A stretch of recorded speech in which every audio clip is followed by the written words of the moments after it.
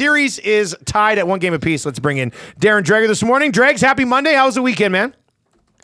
Hey, not too bad. Look, I experienced something new. Okay. And it's all about firsts in life, right? Yes. Are you guys familiar with where Frankenmuth, Michigan is? No idea. I've heard of the name. All right.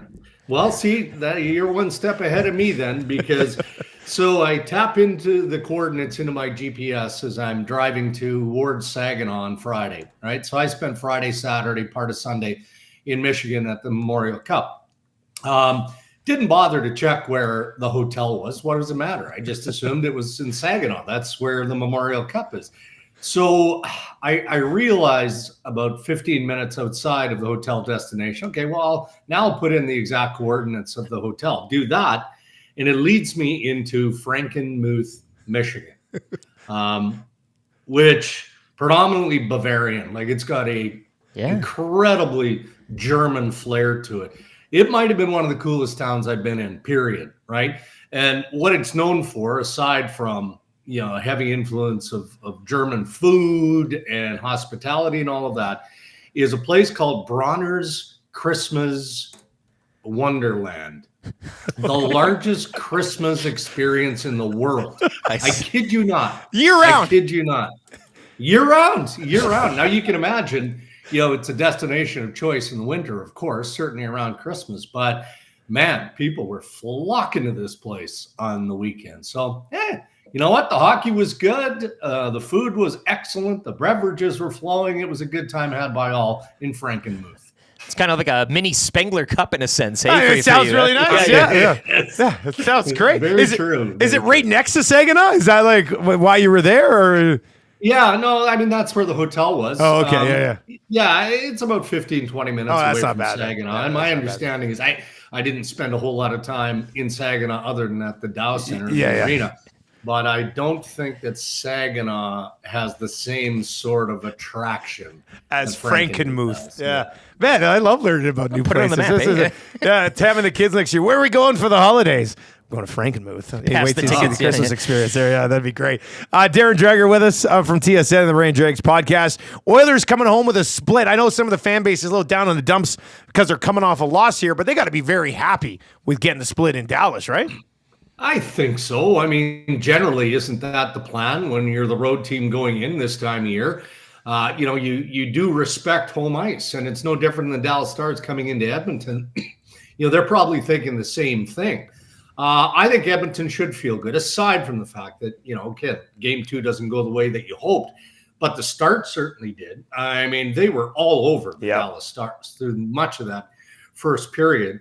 Jake Ottinger played to the capability of Ottinger. That's just the reality of how this series could go. So now if you're Edmonton, you take the positives out of that game, but you got to find a way. Again, the scouting report on Ottinger is pretty basic stuff, right? It starts with, okay, he doesn't battle through screens very well. So try and get as much traffic in front of Ottinger as you possibly can. I mean, that would be common sense and an approach for basically every team in the Stanley Cup playoffs. And then on top of that, they've identified that if he has any sort of weakness, it's in the top part of the net. So have they been able to expose any of that? No, not really to this point, but it's going to be a heck of a series. We knew that going in, and I don't think that the fan base should be at all disappointed, but let's see what tonight looks like back on home soil. It was interesting after the last game, Knobloch, and he chose his words very wisely when it came to the officiating. But he talked about he just wants the standard to be the same now as it is during the regular season, essentially. I just don't think that's ever really the case. We usually do see things called a little bit. It frustrates me. I'd like to see it called the same way, but this is just how it is, right, Dregs? Mm-hmm. Yeah, it is. And look, I can understand from a coaching perspective why you would want that and expect that, because that's what you're told going into every series by the series supervisors and by NHL head office. Look, erase the word standard, because there is no the standard. If it's a penalty in the regular season, it's a penalty in the playoffs. But I think what happens, though, guys, is and I think by extension, the coaching staff, the players too, they scrutinize more heavily because there's way more at stake. right? I mean, emotions are high. Everybody's buttoned down. I mean, your senses are razor sharp, but I extend that to the officials as well. No official wants to be part of determining a game. So maybe in the playoffs, just psychosomatically, you're like, all right, well, yeah, there was a bit of a tug on the hand there with a stick. Is that a penalty? Isn't that a penalty? We're late in the third period. Am I going to call that? Like, I don't know. I would think that that's part of the psyche and the mindset, right? But then if you look at it after the fact and you have the luxury of video replay, which we all do, I mean, we're all armchair referees. You can see, okay, well, that should have been a penalty. It wasn't called, or that's pretty soft. But, the coaches just want consistency. No different than the players and no different than the fan base. Darren, any word, Rupe Hintz? I know he's getting closer and closer, skating, pregame skates, taking part optional. Are you hearing anything in terms of tonight? We're still kind of standing pat day to day. We'll see about tonight. And on the other side as well, Adam Henrique. Two players, I know Rupe Hintz may be a little more important to that Stars team than an Adam Henrique, but what Henrique can obviously give you in that bottom six, move him around, center, wing, whatever. Any word on the two of those guys and any idea of when we might see both of them later this series? Yeah, I mean, this isn't inside information. It's basically gleaning what we learned yesterday, and is that there's an expectation that both guys should be available.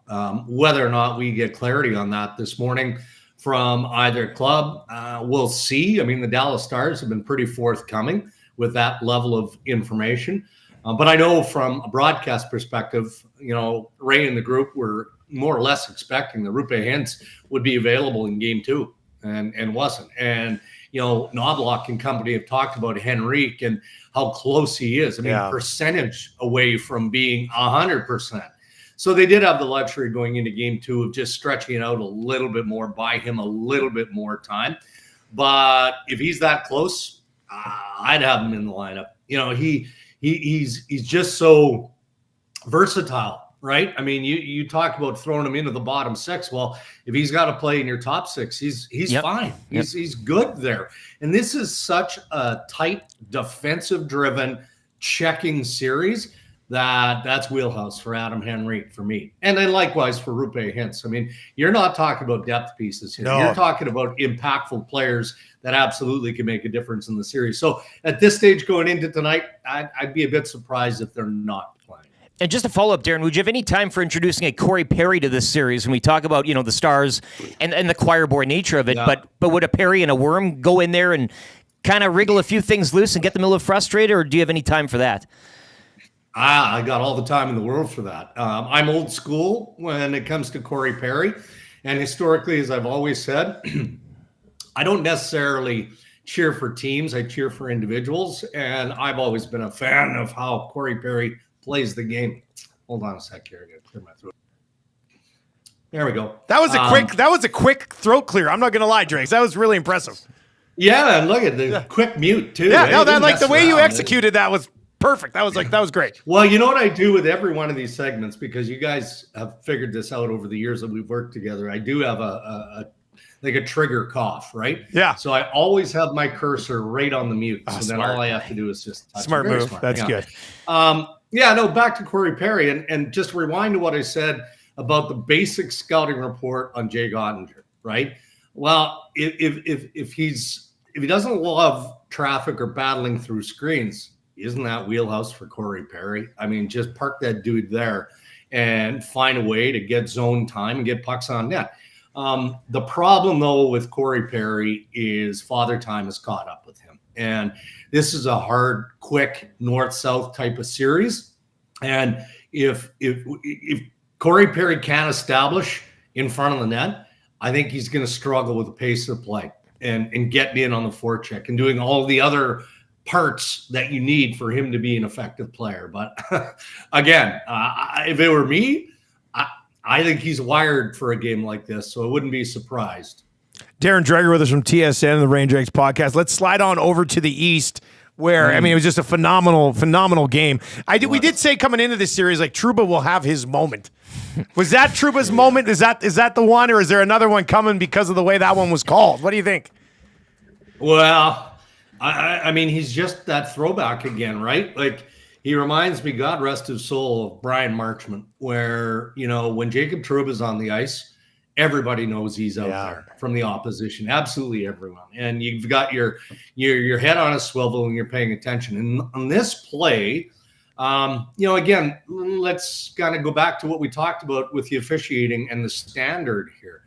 I feel like that's a major penalty in the regular season. I do. Now, do I think that Jacob Trouba purposefully was trying to clip Rodriguez in the head? I don't. But he got beat on the play. He was flat-footed, and he throws the forearm out there. Forearm, elbow, call it whatever you want. I mean, they're attached. He was trying to knock this guy off the puck and out of a scoring opportunity, and looked like a pretty clean headshot to me. Now, did it glance up off the top of the shoulder? I mean, we're splitting hairs here. I guess this time of year, again, it's certainly a penalty, as was called. I wouldn't have been one bellowing on social media that it shouldn't have been a major penalty. I think I would have been okay with the major being called. But the way that it all settled out, I didn't have a huge issue with it. I doubt that it elevates to supplemental discipline, but because of all the factors, like the player here who got hit was leaning forward, so they'll look at it. But I'd be surprised, and I hesitate in saying that word because we shouldn't really be surprised when it comes to the Department of Player Safety, but I do feel that it's not necessarily worthy of a game. Panthers are down now 2-1 in that series, but I still really like the way they played. I mean, they could still be all right here, right? Oh, yeah. I guess the one thing that you worry about, though, here, fellas, is they played real well. They had all kinds of jam in that game, and they lose in overtime. I mean, that happens in that close of a game. But, if you're Florida, is there any element of doubt that's starting to creep into your game now? When you play that well. And the outcome did not go your way. But they've got enough experience. I like what Paul Maurice had to say after the game, where, he loves when they play with growl, I think was the word that he used, because it feeds your energy, right? So he wants as much or more of that in the next game. And if there's more of that growl in the Florida Panthers game, then buckle up, because we won't just be talking about what Jacob Trouba is up to. We'll be talking about what Sam Bennett is up to, what Matthew Tkachuk is up to. I mean, go down the list of all the players that can do damage in that Panthers lineup. Yeah, that could end up being really fun. Dregs, when's the next pod drop? Probably Tuesday, being tomorrow. So we're just working on the timing of that. And as we're talking, fellas, I got a little bit of breaking news. I heard the ding. What do you got? You heard the ding? I'm hearing that Adam Henrique is playing tonight. Oh, there it is. Don't know who's coming out. I guess from Frankenmuth, Michigan. Hey. Yeah, that's right. Adam Henrique is playing tonight. Dregs, thanks for breaking that, man. We appreciate it, and we'll catch up next week. All right, guys. Have a good one. There you go. That is Darren Dreger, brought to you by Pro-Am Sports.